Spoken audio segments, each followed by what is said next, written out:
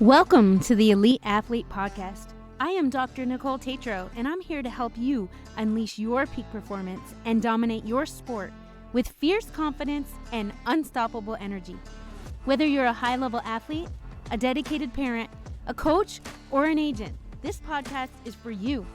Get ready for ultimate strategies, expert insights, and cutting-edge tips that will take your game to the next level. We'll also cover personalized blood work analysis to provide unique insights that can transform your performance. We'll explore personalized health, optimized nutrition, and powerful recovery techniques. Whether you're on the ice, the field, or in the gym, together, we'll unlock your true potential and make your athletic dreams a reality. Let's do this, because greatness is within you, and it's time to unleash it.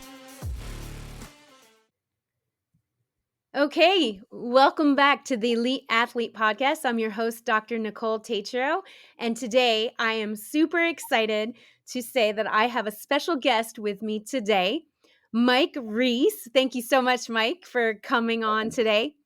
My pleasure. Mike is a clinical nutritionist with over 20 years in the dietary supplement industry. So you all have no idea what we are about to have at our listening ears here with Mike. I've been fascinated with your brilliance since I met you just a short few months ago.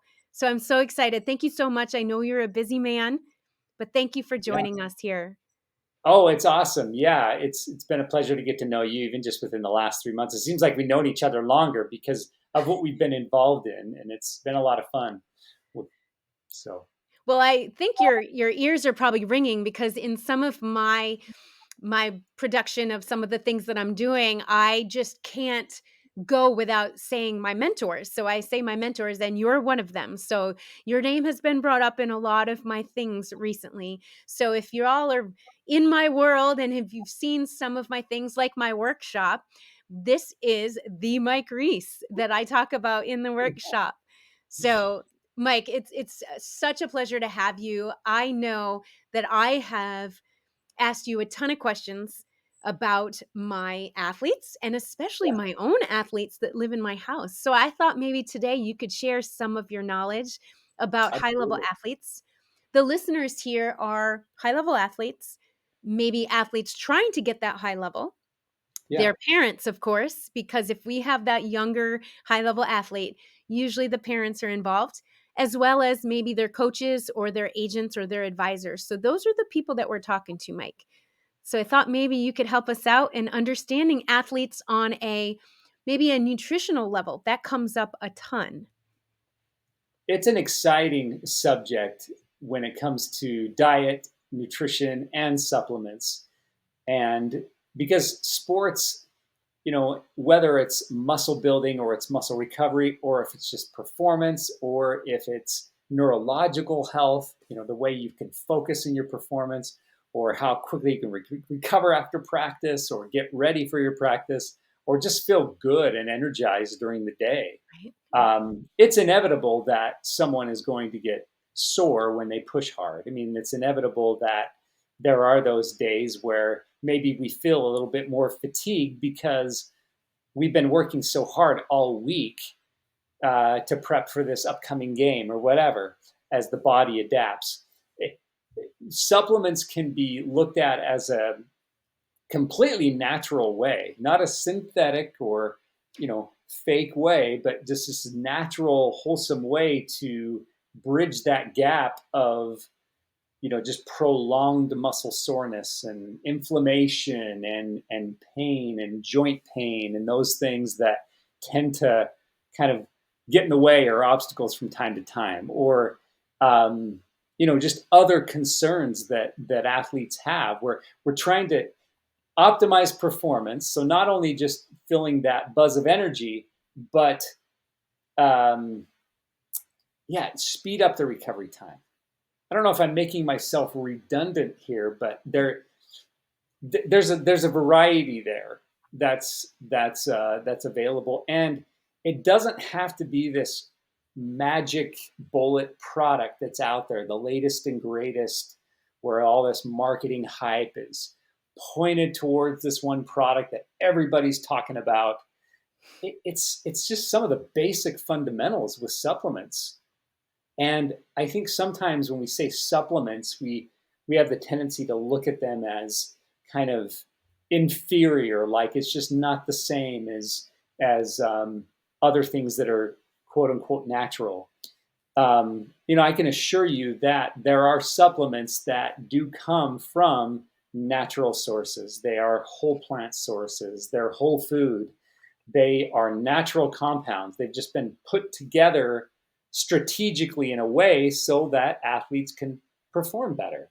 They're based on clinical research. They're based on, what has been shown therapeutically to help athletes or to help chronically sick people get well or people with autoimmune conditions. But in this particular case, athletes. So it's completely effective and safe. And anyway, I'm kind of just rambling No, here, but no, yeah. I love that. Like I love what you said about that because athletes, we have to first look at them like a whole human, right? They're a person first and then an athlete. So we have to take care of the foundational stuff first. Like, is everything working well? And then, then we can maximize some of the other stuff, right? I just had a conversation right before, at the time of this recording, I had a blood work consult with an athlete. And I said to her, looking at her actual blood work numbers and tying that into some of her complaints and her symptoms, Mhm. like we could give her the muscle builder and all of those great athletic supplements that you and I have had great discussions about, which Yeah. would be fantastic. However, are they really going to be what she needs at that time? So we have to take a step back with this young lady and we have to do some healing first before we can even get to some of those. So, and yes, it's still supplements that I recommended, and there's other tweaks we could go on. But it's very incredible how we have to first not take in all that marketing hype, like you said. And the reason I'm so passionate about this right now, and I was like busting when you said that, because my kids will be like, Mom, so and so is taking this. I need this. Mom, can you, at least they know they have me research. Mom, can you look at the ingredients of this? And Oh, wow. I usually nix everything. I don't Absolutely. let them take things that, those the latest and greatest energy drink, right? That's on the market. They just think that that's the answer. But I hope that people like you and I can shout this out, that Yeah. there's a better way, right? Maybe even we could argue, well, certainly a healthier way, but maybe even a simpler way to bring it back to the basics sometimes. The basics aren't like, yeah, I mean, we say hype, we say fluff. The basics don't have that same gravitation, I There, know. in some cases, I think why some people kind of turn away from them is they want something really quick and overnight, and Yeah. they want that buzz that a caffeine pre-workout drink is going to bring to them, because that first serving they take in the pre-workout, the very first time they take it, it's inevitable the next 30, 45 minutes, whoa, they're going to feel it in the gym. um, because and so that quick hit is what we kind of trained ourselves to want to feel. And some of these basics of vitamins, minerals, and amino acids, and some of these things that clearly you don't have to become an expert in to actually experience them. Uh, but they're not. Um, Maybe they don't make, or they don't work overnight for you, and Correct. but within 7 days maybe you notice something significant, and especially within 30 days, 60 days, 90 days, because um, the the recovery issues that an athlete has have been because of patterns that have occurred over months, if not years. And there's that could be diet, it could be lifestyle, it could be sleep, it could be stress, it could be toxins, inflammation.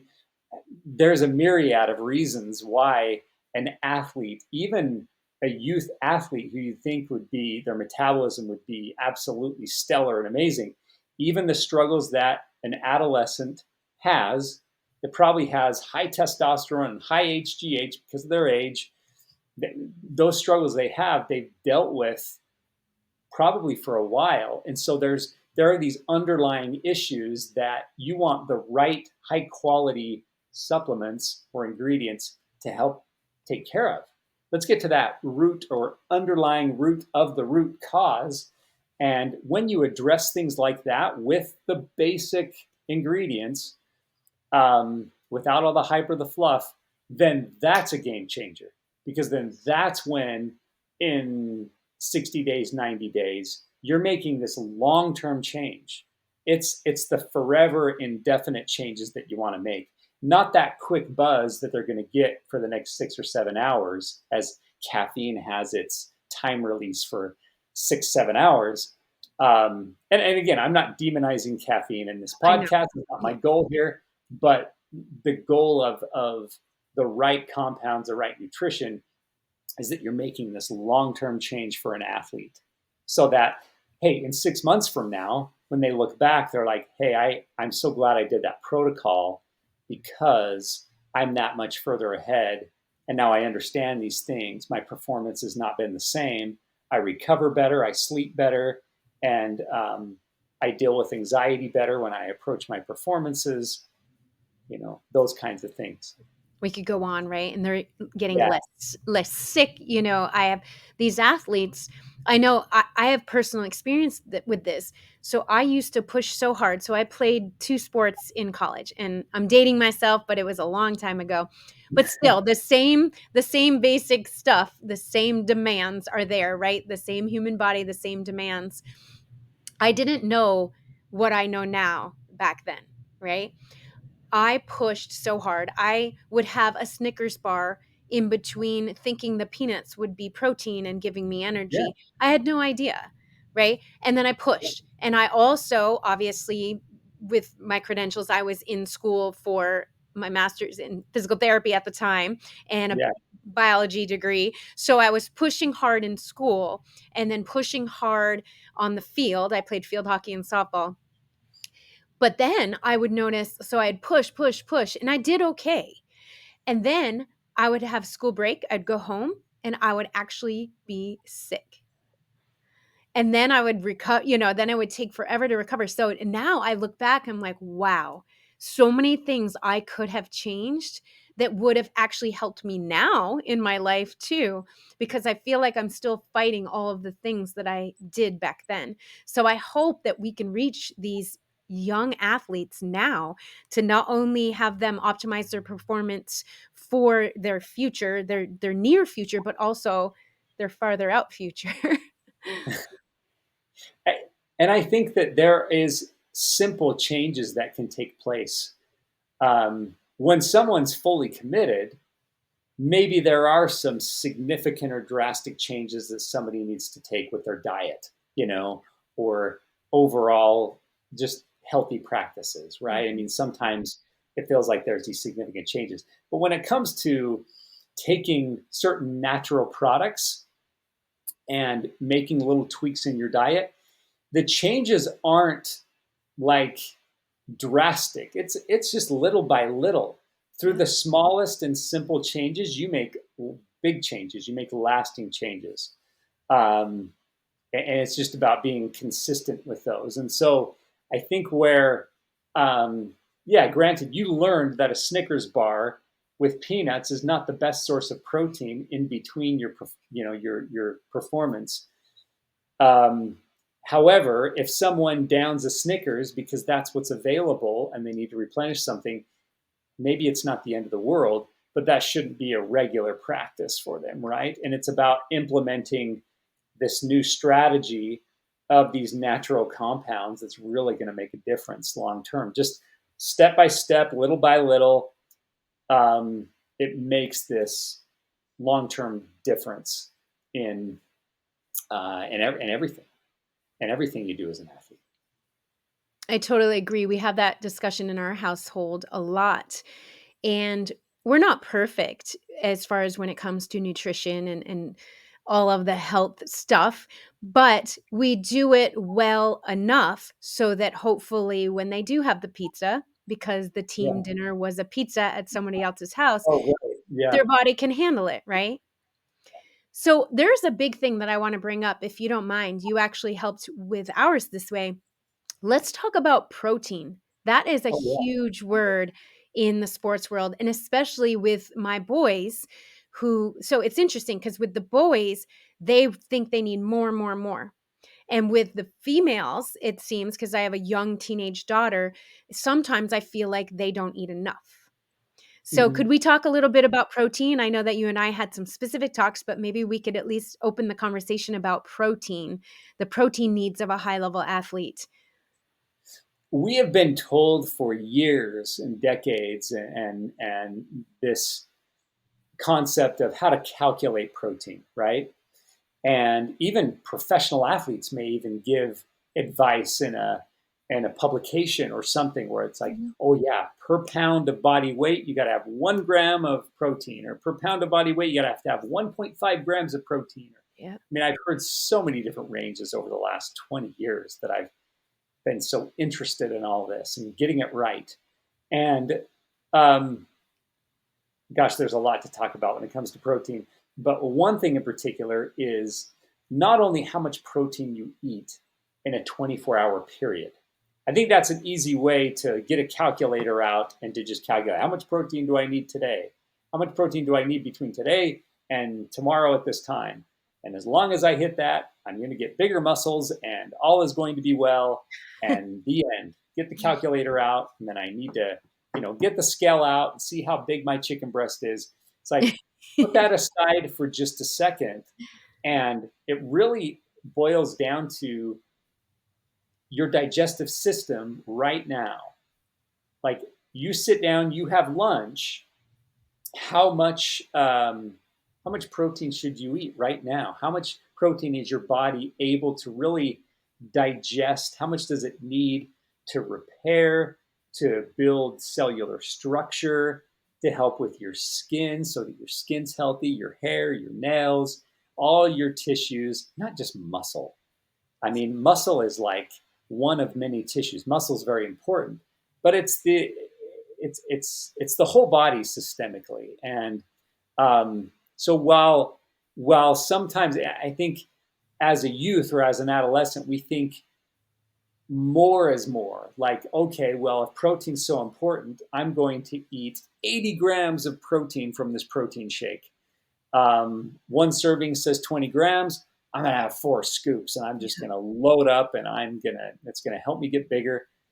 More oftentimes than not, when we eat, whether it's the meats or the eggs or the protein shakes, the whey protein, or the cottage cheese or the collagen protein, when we overconsume it, that overconsumption of protein doesn't do any benefit for our muscle. It really doesn't, because we don't have the GI tract to break all that down right now. Right now, we have the GI tract to break down just so much of it.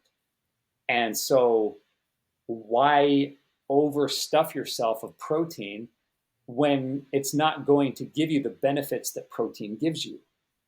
I think that's kind of the message here is that um, eating too much protein in one setting is just going to create inflammation. It's going to create what's called um, homocysteine, which that's a byproduct. That's a natural process. Our body produces what's called homocysteine as a result of digesting protein. Problem is, if we do it too much, homocysteine gets elevated. That causes brain fog. It causes issues with the heart. I mean, it can cause cardiovascular system issues and just inflammation overall, which can lead to chronic pain or whatever. So you don't want to eat too much in one setting. I guess that's the point, right? Probably took And if me they're forever to doing get to this that point. over and over on a daily basis, like this can really accumulate. Absolutely. Exactly. And then you look at somebody like, okay, in 6 months from now, did your high protein diet like really help you? If so, like how has eating or over consuming protein help you get the bigger pecs or shoulders or lats or quads or calves, or has it helped you with your strength as a hockey player, or is your strength as a baseball player? Are you hitting more home runs? Are you hitting more base hits because you're eating that much more protein? And the answer is probably going to be no, actually, it didn't. Now, I'm, that being said, I think you have to understand you do need enough protein. Exactly, Protein is right? this delicate, like every time you sit down to eat, as a kid, as an adolescent, or as an adult, or even as an elderly. Like my dad right now is 80. Last weekend, he was asking me questions about how much protein should I eat. Protein is invaluable. It should be the priority on your plate. So as I look at my plate, whether I'm a 15-year-old or a 45-year-old, as I look at my plate, like, okay, where's my protein? That's the first question. Where is it? Okay, what is it? Okay, you have that there. Now, where's my fats? Do I have some good source of fats? There are avocados. Do I have olive oil? Do I have coconut oil, or do I have omega 3s? Is the omega 3s from the fish? And then, carbs for additional fuel, uh, flavor, color, nutrition. And anyway, that's a whole other tangent. Fats, carbs. We're talking about protein, but like if you had a scale, I think that for an active athlete, 5 to 6 ounces, perfect. Okay, you don't need to go beyond that. That'll help repair and help with everything. If you don't have a scale, just a medium-sized chicken breast, a medium-sized steak, or ground beef, or fill-in or fish fillet. It really is that 30 to 40 grams of protein. I know we're getting really sciencey here, but if you understand grams and those kinds of things, you're looking at a protein canister of powder, and you're trying to figure out how much of this should I have. Look at like 30 to 40 grams for an active athlete. And then, maybe 3, 4 hours from now, you can do that again. But this eating too much at one time is just going to be inflammatory. And I know you and I have actually had the conversation about the timing of this as well, because that's something that's coming up that I think hopefully my kids would be okay with this, but their liver markers were elevated. And you and I had the discussion that we could take a deep breath and not worry that something's really bad happening in their liver. However, we need to give it a little love, and that could be the timing of how much protein they're taking when they go to bed. And that is happening in my household because they want to build muscle, they want to gain weight. So they're consuming protein all day long, all the way up until when they go to sleep. And like you said, sometimes it's a huge plate of meat or something like that, but lots of times it's those powders. So we've been working on that in our household on getting it to that, 30, 40 grams in that sitting. Yeah. And it's been hard because even though I have very driven, very, aware, healthy athletes, it's still a habit that needs to be changed because a lot of their friends and their peers are doing things differently and they don't want to fall behind. So there's so much around this, right? Like the marketing, the peer pressure, the stress of making the team, making the lineup. It's insane. But I really appreciate you teaching my family that, but also now my listeners, because this is huge. And this is something that you can change today and make a change. I know Yeah, one I thing. think that, Sorry, I was just going to say one thing that I learned with my sports nutrition, curriculum was you could actually use your palm of your hand to look at like a piece of chicken, like a nice, good, lean piece of chicken or steak, a good quality, and using that if you don't have a scale. I don't have a scale in my house.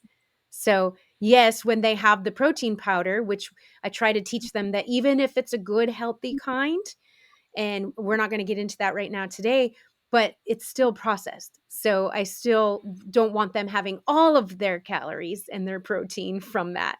So, using a palm is a clever way to look at that. But if you think about some of the serving sizes, I know when I go out with my son, I mean, he would eat like hands, two of them. So Yeah. I appreciate this information because, and it makes sense because I was able to tie it into their actual blood work numbers to say, hey, listen, let's see if we can change this. It's pretty fascinating. I know we're getting sciencey and I'm nerding out, but I love this stuff. Yeah, I do too. And that palm of the hand thing is very, very helpful because not everybody wants to go to the store or Amazon and buy a scale and weigh everything and be worried about that, right? So I like that the palm thing really, really works. Now, for a youth who has a different GI tract than I do at age 45, or than my dad does at age 80, there is a difference. They do naturally, their pancreas is most likely secreting more of the protein enzyme called protease to break down more protein than my pancreas is. Yeah. So I would need to take digestive enzyme support maybe to help break down more protein if I'm going to eat more protein. That being said, like, I was thinking of, since right now Simone Biles is in the spotlight, and there's a lot of other athletes in the spotlight too, but just picking on her for a second, I was looking at kind of a daily regimen as she was preparing for competition and the amount of protein that she ate.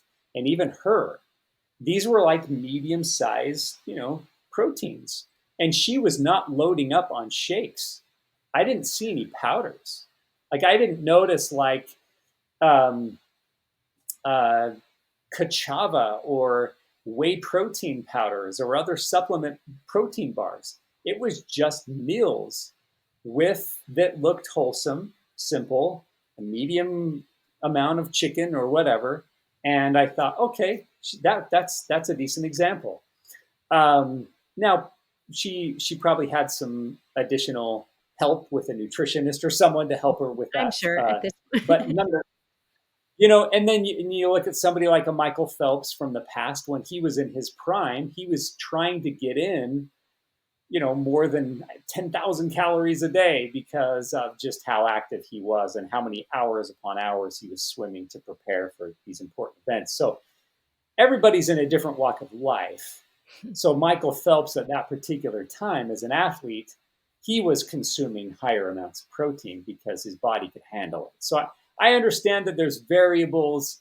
I I'm not saying, hey, you got to be a Nazi here and stick to these strict guidelines of yeah. 30 to 40 grams of protein or else you're in trouble. But I do think though that in today's day and age, youth and I mean, I did this years ago. We think more is better, and that more is needed, or else you're going to be in a catabolic state. Your muscle's gonna break down, and all that hard-earned muscle is gonna go to waste. You're not gonna have muscle. You're gonna experience more muscle breakdown, Hmm. but that's just not true. So there is that psychological piece, like you mentioned. People want to be ready for competition. They want to make the team. They they need to be stronger. They need to be bigger. They need to be faster. Whatever. There's a lot of pressure, and maybe even there's the vanity of it. They want to look good. And so, but you don't. More is not always better. Sometimes less is more, and that's okay. And if you only got 80 grams to 100 grams of protein today instead of 160 or 200, guess what? You're probably okay. You're not going to lose muscle. I love that. That's so I hope you all are listening and took notes on that because that is huge information. It's and you and I, we both have said, like, of course we could get personalized. That's why I'm doing what I'm doing. I've created some programs that are more general for the high level athlete, but also my higher level programs, we're diving into really personal stuff. Kind of, I mentioned the blood work, and you and I have discussed like DNA and working with that. So it's very, very exciting. My world is exciting right now because yes, the more general approach would help most people, but if people really want to dive in, then we can talk about, exactly how much we think they should try to be having for protein. And for example, we could go even further. A hockey player, they need that power. They need that endurance as well for the long duration of the game, or maybe it's a tournament day, but they need the power. Whereas a marathon runner, they need that endurance, not as much the power. So there's different foods at different times that we should be, making sure that we're getting in there. So nutrient timing is so key. So I'm just really fascinated about all of this. So Mike, I think, Yeah. It, yeah, go ahead. I felt like you had a thought there. to So your go well, for it. yeah. Well, just to your earlier point, and just to kind of piggyback on the theme of what you've been saying here, and what you learned from or what your kids have been learning about eating late. I just wanted to touch on that piece for just a moment, as far as there has been a lot of I guess publication in the past surrounding that hey, you need to get some protein before bed so that you recover better, or so that you go into this anti-catabolic state, and because you're going this many hours in a fasted state, and I need to gain. The issue with that is that when you do consume protein, when your metabolism is slower, cortisol is at a certain level, hormones that are at a certain level before bed. It's not the best time metabolically, unless, let's say, you had a late competition, you played late, and man, you're not going to go to bed on an empty Yes. stomach right after a long game, right? You've been at a game for how long? 3 hours, 4 hours, whatever, and you're famished and you want to eat. Well, then eat, right? Right. Like, that's different.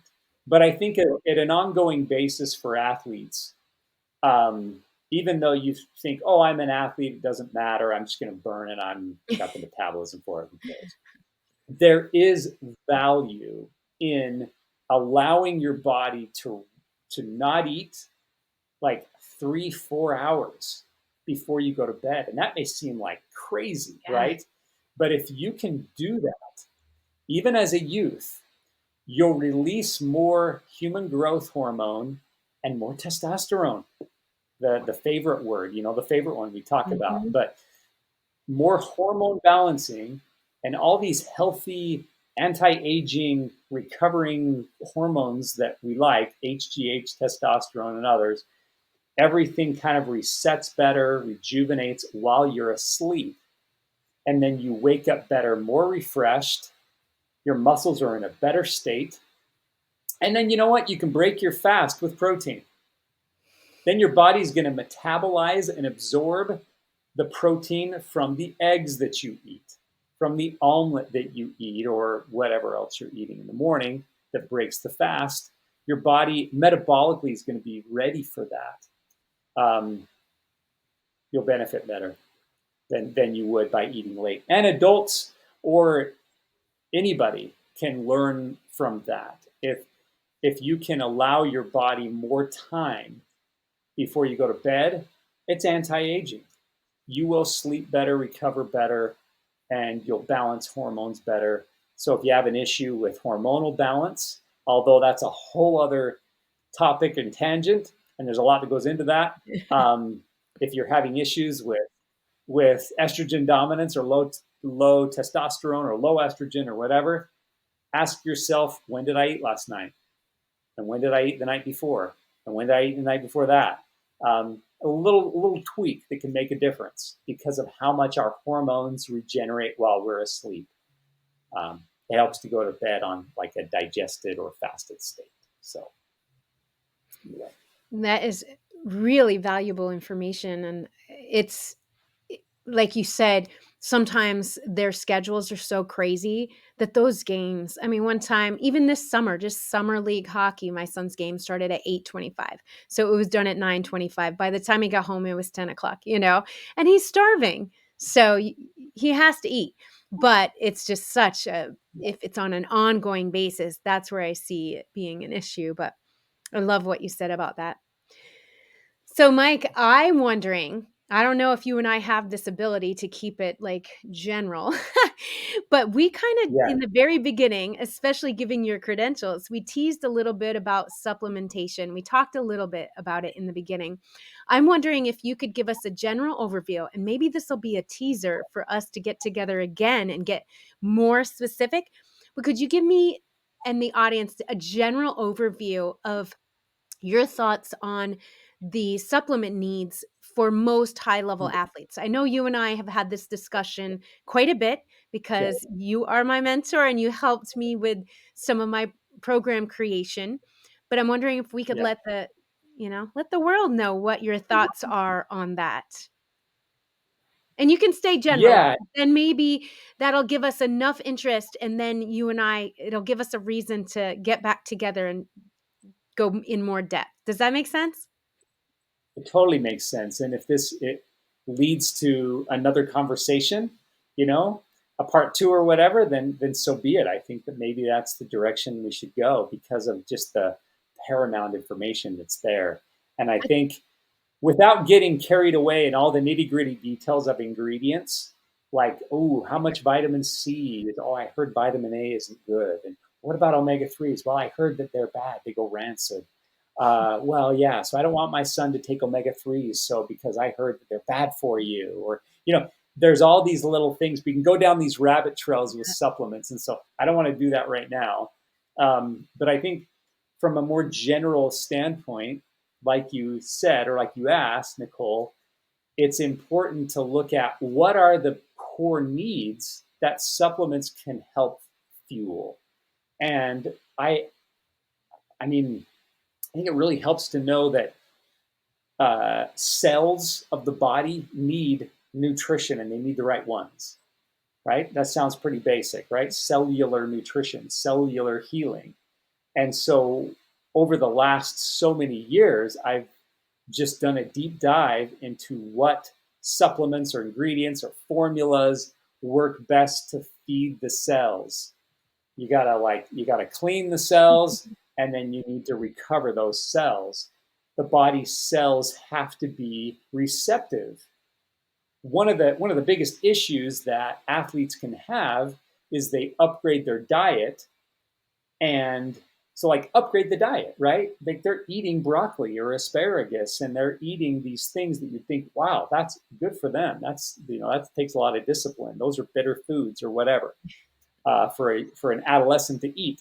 And or they're eating avocados now, or they're eating, these wholesome foods, and yet it's not making as much of a difference because their cells are resistant just because of where they are, because of chronic issues or practices. um, the cells need repair. The cells need to go through just a bit of a detox, maybe nothing too crazy strenuous, but the cells go through like this detox and then repair phase. And then now the body responds better to the broccoli and the kale and the chicken and the all these other wholesome foods that they've added into. So that's something that supplements, the right ones, the right tested ones, the right ones with that are high quality and well trusted and reputable supplements, can help with nourishing the cells. So then your athlete can respond better to the diet, the foods that they eat. Um, and and so the cells are really important. So when you've ever heard that phrase cellular nutrition, and it just sounds like, ooh, that sounds really cool, cellular nutrition. It's like, really, that's what it's about. The cells have to receive the nutrition. Like, if the cells are resistant and they're just in bad shape, that's going to be tough. It's going to be tough for people to lose weight, burn body fat, build muscle, all the changes that athletes want to make. You know what? We got to dive into the cell. What's going on? And there are vitamins and minerals and herbs and amino acids and healthy fats and probiotics, prebiotics, and all these things. Without doing a deep dive in all those different rabbit trails right now, the right formulas make a difference in the cells. And so the cells are important. Genes are important. Mhm. And I'm not a genetic expert, but there is such a thing as like nutrigenomics or epigenetics. You may have heard that term, maybe you haven't, and you don't have to memorize it or anything like that. But the fact is that lifestyle, nutrition practices, what we put into our body, how we live our lives can impact our genes. Like our sequence will always be the same. Your DNA is your DNA, your genes are your genes. It's just the cards you're dealt with, but you can improve the way they behave or like the way they express themselves. So as an athlete, maybe because of the cards you're dealt with, because of what mom and dad gave you or your grandma and grandpa gave you, and you have to deal with that. Maybe you don't metabolize carbs as well as your best friend that's on your team because of your genes. That's okay. Maybe because of your genes, you don't absorb certain B vitamins like your friend does. So you don't respond to certain things the way your friend does, or maybe you don't burn fat as fast as your friend does.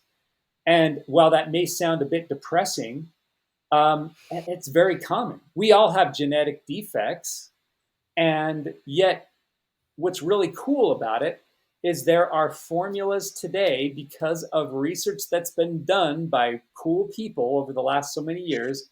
There are formulas in capsules or in powders that you can take that help us with those genetic defects. Um, so we have the genes we have, they don't change, but we can improve the way our genes like adapt, the way the personality of our genes, basically, the way they behave. And so that's going to help you as a hockey player. It's going to help you as a baseball player. It's inevitable. Despite those mutations or those defects, you can actually help improve the way genes deal with your life. And and that's what, when I look at supplements, that's what I'm thinking. This is a big deal. Like that's why I think the name supplements kind of devalues them. These are natural products that can make a difference for your cells and your genes and your gut. So, three things: cells, genes, gut, or gut microbiome. Maybe you've heard of that word, I know you love that microbiome. word. So, like, really, it's um, if you can improve that, your gut health, you can improve everything because your gut or the gut of the athlete is highly connected to the way they think, the way they're focused during practice, performance, um, the anxiety, the lows, the highs, the endorphins, the way their chemicals in their brain, their neurotransmitters are all like balanced or not. It's highly influenced by the health of their gut and the way their skin looks, the health of their skin, and you know what? How healthy their muscles look, the definition of their muscle structure, and just many other things, the hair, the skin, the nails. It's influenced by what's going on in the gut microbiome. So there are supplements that help improve the gut microbiome. And that's something that Nicole and I have talked about extensively, and it's protocols or combinations of supplements that she's learned in her trainings that we've been involved in together, where the goal is to improve cells, improve the microbiome, and improve genes. And man, if you can do that, you're off and running. You are off and running. It's amazing. It's a game changer in performance. And despite the cards you're dealt with, you know, if despite the fact if your athlete has gas and bloat issues right now, if they have loose stools, diarrhea, they have constipation, if there's issues right now, those can be remedied. Like if they have issues going on there, those can be remedied. If if they're just ectomorph like me, that's the genes they have. They have a hard time putting on muscle. Well, you can still deal with that. There's ways you can work with that with the right nutrition, the right supplements. The list goes on and on. So anyway, it's a fun topic. I I call know. it the triad. It's a triad of nutrition. It's your cells, your genes, and your gut microbiome. And it's not just for us older middle-aged people that start to notice that, wait a minute, this is declining and this is declining. What do I need to do? I don't. This is for teenagers. This is for my son who's 15. He needs to pay attention to this. Yeah. So interesting. The young lady I just discussed, she just turned 16, high-level hockey player, and there's a few markers that we want to take a look at in her blood work, but the gut was a big red flag for me. A lot of gut markers out of whack. So that's where, what I educated her on as far as where we need to go first. Basically, we can't go and try to work on all those other things until we can heal that. So I love that you said that. This has been incredible. I know I have to stop us because I feel like I could talk to you for days. So I'm definitely going to beg for you to come and be a guest again, and we will talk and talk and talk because this is so fascinating. I'm very honored to have you here. So thank you. Now, do we think I can put you on the spot? And could you give me one or two sentences of advice you want to leave my audience? Well, that's that. Gosh, that is a really good. That is putting me on the spot because I I know, want to say especially if it's something only that one or two, right? it's memorable. No, I know. I get long-winded, don't I? No, it's good. I love it. You I know, love every second of it. there, even with the simplest of changes, long-lasting changes can take place through small and simple ways. You know, bigger things happen long term. And that happens with diet changes and supplement changes. Sometimes we think that we have to make these huge strides in order to make changes, but it's even just those little minor changes when it comes to supplements and nutrition that make a huge difference in the long haul, like in the months and years to come. I knew you could do it. So. I knew you could do it. That was incredible, Mike. Thank you so much.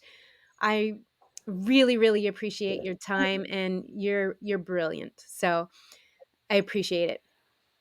Thank you so much. Thank you. And This has been awesome. It's been so fun. So thanks I for love having me, it. Nicole. That's what I keep saying to everyone. You're I'm like, really this is so much fun. I could do this every day, all day. I love it. So much fun. So it's such a unique niche, this passion of yours in sports and with your family and all the time you spend with your kids and helping them with this. So it's so awesome. And the influence you have on others when it comes to young athletes and helping them succeed and get the most out of this. You know, whether or not they become a collegiate athlete or not, or a professional athlete, right? It's the fact that you're just capitalizing on this moment right now in their lives. It's so memorable. If they move on and hockey's not in their future in college or whatever, or baseball or whatever it is, you know, that's okay. I mean, this is such a